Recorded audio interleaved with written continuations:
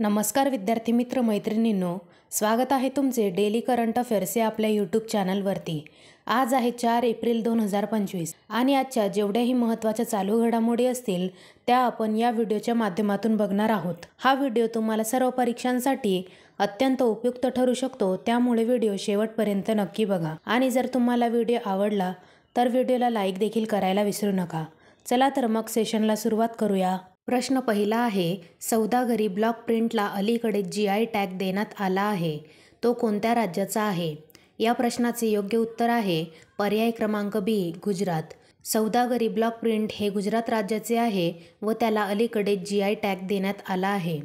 अहमदाबादमधील जमालपूर येथील सौदागरी ब्लॉक प्रिंटला अधिकृतपणे भौगोलिक संकेत म्हणजे GI टॅग देण्यात आला आहे। आता आपण सौदागरी ब्लॉक प्रिंटिंगबद्दल जाणून घेऊयात। सौदागरी ब्लॉक प्रिंटिंग ही एक प्राचीन कापड छपाई तंत्र आहे जी अहमदाबादमध्ये जवळजवळ 300 वर्षांपासून प्रचलित आहे। या कलेमध्ये नैसर्गिक रंग आणि पारंपरिक पद्धती वापरून कापडावर हाताने कोरलेल्या लाकडी ठोकळ्याद्वारे छापलेल्या गुंतागुंतीच्या डिझाईनचा समावेश आहे। खेडा समुदाय मोठ्या प्रमाणात ब्लॉक प्रिंटिंगमध्ये सक्रियपणे गुंतलेला होता। ब्लॉक प्रिंट्स पारंपरिकपणे कुर्ती, चुनरी, कुर्ता, धोती, पगडी आणि शाल बनवण्यासाठी वापरल्या जातात। आता आपण GI टॅगबद्दल जाणून घेऊयात। GI टॅग विशिष्ट भौगोलिक ठिकाणांशी संबंधित असलेल्या उत्पादनांना ओळख मिळवून देण्यासाठी दिला जातो, जिथे त्या उत्पादनांना विशिष्ट गुणवत्तेसाठी किंवा प्रसिद्धीसाठी ओळख मिळाली आहे। भारत सरकारचे वाणिज्य आणि उद्योग मंत्रालय GI टॅग देण्याचे काम करते।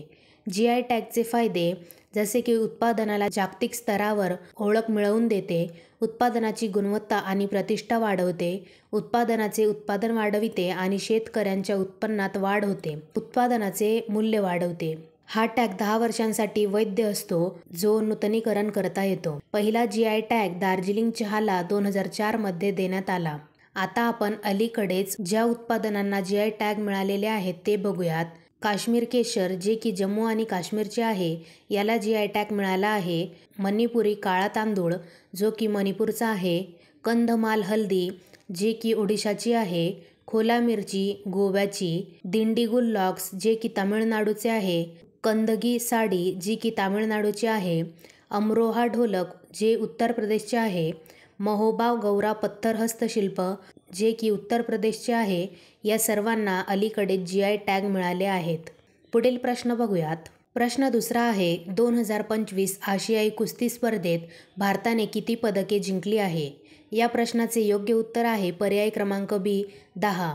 2025 आशियाई कुस्ती स्पर्धेत भारताने 10 पदके जिंकली आहे। यामध्ये भारताने 1 सुवर्ण, 3 रौप्य आणि 6 कांस्य पदकांसह 10 पदके जिंकली आहेत। एकूण पदतालिकेत भारत 8व्या स्थानावर आहे। मनीषा भानवालाने 62 किलो वजनी गटात भारताला सुवर्ण पदक मिळवून दिले। या पदक टॅलीमध्ये 1 नंबरला आहे इराण। इराणने 9 सुवर्ण, 4 रौप्य आणि 4 कांस्य पदके मिळवून एकूण 17 पदके मिळविले आहेत। त्यानंतर 2 नंबरला आहे जपान। जपानने 8 सुवर्ण, 2 रौप्य आणि 11 कांस्य पदके असे एकूण 21 पदके जिंकली आहेत। त्यानंतर उत्तर कोरिया। उत्तर कोरियाने 4 सुवर्ण, 4 रौप्य आणि 5 कांस्य पदके असे एकूण 13 पदके मिळविले आहेत व या पदतालिकेत 8 नंबरला भारत आहे। भारताने 1 सुवर्ण, 3 रौप्य आणि 6 कांस्य पदके मिळवून एकूण 10 पदके मिळविले आहेत। आता आपण 2025च्या आशियाई कुस्ती स्पर्धेबद्दल जाणून घेऊयात। ही स्पर्धा अम्मान, जॉर्डन येथे 25 ते 30 मार्च 2025 दरम्यान आयोजित करण्यात आली होती। 2025ची ही 21वी आवृत्ती आहे। याचे आयोजन आशियाई असोसिएटेड रेसलिंग कमिटी म्हणजेच AAWC ने केले होते। पुढील प्रश्न बघूयात। प्रश्न तिसरा आहे, भारतीय हवाई दल IAF सहभागी होणारा बहुराष्ट्रीय हवाई सराव एक्झरसाइज इनियोचोज 25 कोठे आयोजित केला जात आहे? या प्रश्नाचे योग्य उत्तर आहे पर्याय क्रमांक सी, ग्रीस। भारतीय हवाई दल सहभागी होणारा बहुराष्ट्रीय हवाई सराव एक्झरसाइज इनियोचोज 25 हा सराव ग्रीसमध्ये आयोजित केला जात आहे। इनियोचोज 25 या सरावात भारतीय हवाई दल सहभागी होणार आहे। 31 मार्च ते 11 एप्रिल 2025 या कालावधीत ग्रीसमधील अंद्राविडा एअरबेस येथे इनियोचोज 25 या सरावाचे आयोजन करण्यात आले आहे। इनियोचोज 25 व्यायाम एक बहुराष्ट्रीय हवाई व्यायाम आहे. यामध्ये 15 देश सहभागी होत आहेत. यापूर्वी 2023मध्ये ग्रीसमध्येही याचे आयोजन करण्यात आले होते. विविध देशांच्या हवाई दलांना एका व्यासपीठावर आणणे, त्यांचे लढाऊ कौशल्य वाढवणे आणि लष्करी संबंध मजबूत करणे हा या सरावाचा उद्देश आहे. इनियोचोज सराव 1980मध्ये सुरू झाला होता. आता आपण भारताचे इतर देशांसोबतचे सराव बघूयात. धर्म गार्डियन हा सराव जपानसोबत आहे. जिमेक्स सराव हा सराव जपानसोबत आहे. प्रबल दोस्तिक हा सराव कझाकस्तानसोबत आहे. खंजर हा सराव किर्गिस्तानसोबत आहे. एकुवेरिन हा सराव मालदीवसोबत आहे. नोम डिक एलिफंट हा सराव मंगोलियासोबत आहे. इम्बेक्स हा सराव म्यानमारसोबत आहे. इमकोर हा सराव म्यानमारसोबत आहे. सूर्यकिरण हा सराव नेपाळसोबत आहे व अल नागाह हा सराव ओमानसोबत आहे. पुढील प्रश्न बघूयात. प्रश्न 4 आहे. Education and nutrition learn to eat well म्हणजेच शिक्षण आणि पोषण चांगलं खाण्यास शिका हा अहवाल कोणी प्रकाशित केला आहे? या प्रश्नाचे योग्य उत्तर आहे पर्याय क्रमांक सी, संयुक्त राष्ट्र शैक्षणिक, वैज्ञानिक आणि सांस्कृतिक संघटना म्हणजेच युनेस्को. युनेस्कोने हा अहवाल प्रकाशित केला आहे. हा अहवाल जगभरातील शालेय जेवणाच्या पोषण गुणवत्तेचे विहंगावलोकन आहे. हा अहवाल सरकारांना शालेय अन्न दर्जा सुधारण्याचे आवाहन करतो. आता आपण या अहवालात दिलेली आकडेवारी बघूयात. 2022मध्ये अंदाजे 27% शालेय अन्न पोषण तज्ज्ञांच्या सल्ल्याशिवाय तयार केले गेले. परिणामी पोषणाची कमतरता निर्माण झाली. मूल्यांकन केलेल्या 187 देशांपैकी फक्त 93 देशात शालेय खाद्य धोरणे नियंत्रित करणारे कायदे आहेत. यापैकी केवळ 65% देशांमध्ये शालेय कॅफेटेरिया आणि वेंडिंग मशीनमध्ये विकल्या जाणाऱ्या खाद्यपदार्थांसाठी विशिष्ट मानके आहेत. आता आपण युनेस्कोबद्दल जाणून घेऊयात. संयुक्त राष्ट्र शैक्षणिक, वैज्ञानिक आणि सांस्कृतिक संघटना याची स्थापना 16 नोव्हेंबर 1945मध्ये करण्यात आली. याचे मुख्यालय पॅरिस, फ्रान्स येथे आहे. यामध्ये एकूण सदस्य देश आहेत 194 व वर्तमान संचालक आहेत ऑड्रे अझोले. पुढील प्रश्न बघूयात. प्रश्न 5 आहे. 37वा कथ्थक महोत्सव 2025 कोठे झाला? ज्यामध्ये जगातील पहिला कथ्थक साहित्य महोत्सवही आयोजित करण्यात आला होता. या प्रश्नाचे योग्य उत्तर आहे पर्याय क्रमांक बी, नवी दिल्ली. नवी दिल्ली येथे 37वा कथक महोत्सव तसेच जगातील पहिला कथ्थक साहित्य महोत्सव आयोजित करण्यात आला होता. यामध्ये लखनौ, जयपूर, बनारस अशा सर्व कथ्थक घराण्यांचे परफॉर्मन्स होतात. आता आपण कथ्थकबद्दल जाणून घेऊयात. कथ्थक हे उत्तर प्रदेशचे शास्त्रीय नृत्य आहे. कथ्थक या शब्दाचा अर्थ नृत्य प्रकारात कथा स्पष्ट करणे आहे. कथ्थक नृत्यशैलीतील मुद्रा अर्धचंद्र, अरल, पताक, त्रिपातक, अर्धपातक, कर्तरीमुखी, पद्मकोश, सर्पशिशा, मृगशिशा, मयूर, शुकतुंड इत्यादी आहेत. कथक घराणे बघूयात. बनारस, लखनौ आणि जयपूर हे कथक घराणे आहेत. आता आपण कथकमधील काही प्रमुख व्यक्ती बघूयात. कथकमध्ये बिरजू महाराज, लच्छू महाराज, शौना नारायण, महाराज कालका प्रसाद, विद्यागौरी अडकर, तारादेवी, उमा शर्मा, पंडित सुंदर प्रसाद ही कथकमधील प्रसिद्ध व्यक्ती आहेत. पुढील प्रश्न बघूयात. प्रश्न 6 आहे. वायू प्रदूषण आणि आरोग्य या विषयावर दुसरी जागतिक परिषद कोठे आयोजित करण्यात आली? या प्रश्नाचे योग्य उत्तर आहे पर्याय क्रमांक ए, कोलंबिया.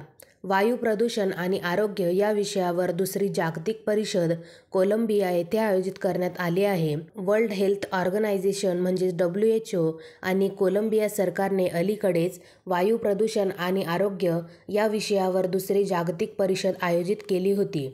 हे कोलंबियातील कार्टाजेना शहरात आयोजित करण्यात आले होते. या परिषदेत 100 देशातील 700हून अधिक स्पर्धक सहभागी झाले. 2040 पर्यंत वायू प्रदूषणामुळे होणाऱ्या मृत्यूंची संख्या निम्म्या करण्याचे त्याचे उद्दिष्ट आहे. अहवालानुसार दरवर्षी 7 लाख लोक हवेच्या प्रदूषणामुळे मरतात. आता आपण WHO बद्दल जाणून घेऊयात. ही संयुक्त राष्ट्रांची एजन्सी आहे. जगभरातील लोकांचे आरोग्य सुधारणे हे या एजन्सीचे उद्दिष्ट आहे. याचे मुख्यालय जिनेवा, स्वित्झर्लंड येथे आहे. WHOची निर्मिती 7 एप्रिल 1948ला झाली. यामध्ये सदस्य आहेत 194 व सध्याचे महासंचालक आहेत टेड्रोस अधानोम घेब्रेयेसस. पुढील प्रश्न बघूयात. प्रश्न 7वा आहे, पर्यावरण 2025 या राष्ट्रीय परिषदेचे आयोजन कोणी केले? या प्रश्नाचे योग्य उत्तर आहे पर्याय क्रमांक बी, राष्ट्रीय हरित न्यायाधिकरण म्हणजेच NGTने पर्यावरण 2025 या राष्ट्रीय परिषदेचे आयोजन केले. अलीकडेच नवी दिल्लीत पर्यावरण 2025 ही राष्ट्रीय परिषद आयोजित करण्यात आली होती. हे राष्ट्रीय हरित न्यायाधिकरण म्हणजेच NGTने आयोजित केले होते. याचे उद्दिष्ट पर्यावरणीय आव्हाने आणि शाश्वत उपायांवर चर्चा करणे, पर्यावरण संरक्षणातील सर्वोत्तम पद्धतींना प्रोत्साहन देण्यासाठी मुख्य भागधारकांमधील सहकार्य मजबूत करणे. आता आपण राष्ट्रीय हरित न्यायाधिकरण म्हणजेच NGTबद्दल जाणून घेऊयात. ही भारतातील एक वैधानिक संस्था आहे. राष्ट्रीय हरित न्यायाधिकरण कायदा 2010 अंतर्गत ही संस्था स्थापन झाली आहे. कायदा आणि न्याय मंत्रालय कायदेशीर व्यवहार विभागाअंतर्गत ही संस्था येते. याचा उद्देश पर्यावरण संरक्षण आणि इतर नैसर्गिक संसाधनांशी संबंधित प्रकरणांचा जलद निपटारा करणे असे या संस्थेचे उद्देश आहे. याची स्थापना 2010 मध्ये झाली. याचे मुख्यालय नवी दिल्ली येथे आहे व NGTचे सध्याचे अध्यक्ष आहेत न्यायमूर्ती प्रकाश श्रीवास्तव.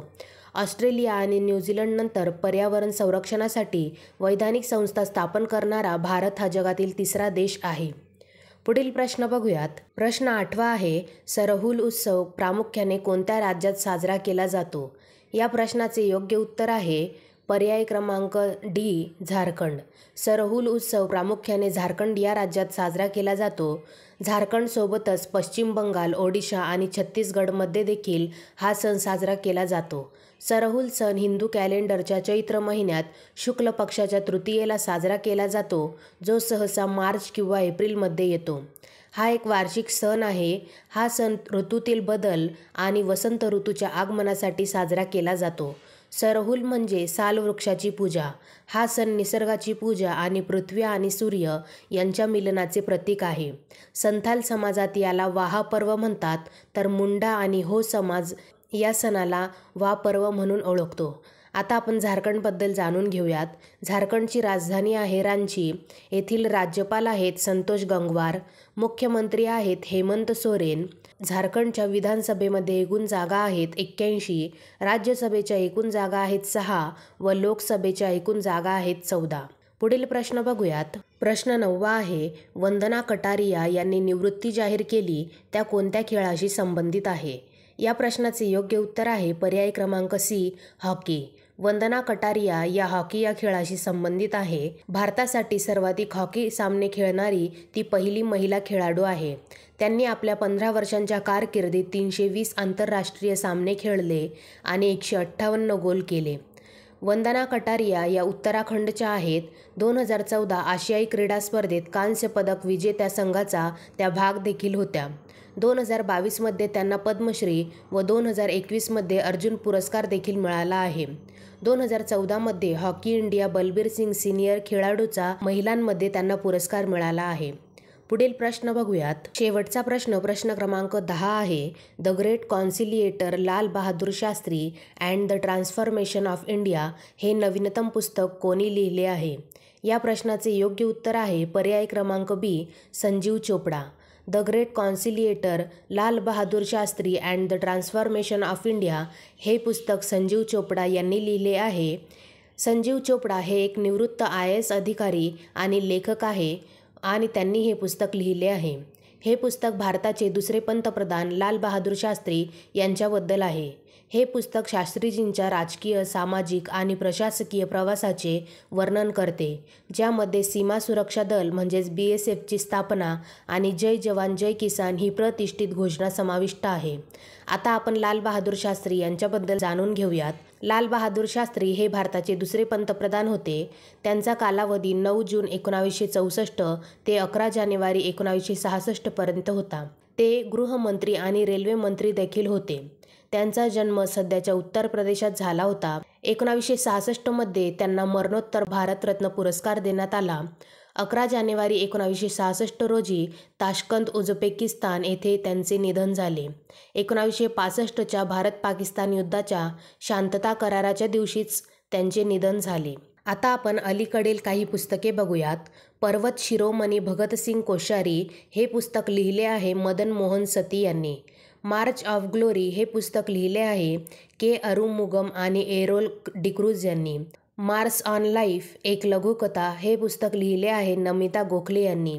भारतीय पुनर्जागरण मोदी दशक हे पुस्तक लिहिले आहे डॉक्टर ऐश्वर्या पंडित यांनी. महात्मा गांधींचा जाहीरनामा हे पुस्तक लिहिले आहे राजेश तलवार यांनी. मी आहे का हे पुस्तक लिहिले आहे गोपीचंद पी हिंदुजा यांनी. विद्यार्थी मित्र मैत्रिणींनो, अशा प्रकारे इथे आपले संपूर्ण प्रश्न झालेले आहेत. मी आशा करते तुम्हाला सर्व प्रश्न समजले असतील. तुम्हाला सर्व प्रश्न कसे वाटले मला नक्की कमेंट करून सांगा. आणि जर तुम्हाला हा व्हिडिओ आवडला असेल तर व्हिडिओला लाईक व शेअर करायला विसरू नका. आणि अशाच नवनवीन डेली करंट अफेअर्ससाठी डेली करंट अफेअर्स या आपल्या यूट्यूब चॅनलला देखील सबस्क्राईब करायला विसरू नका. धन्यवाद.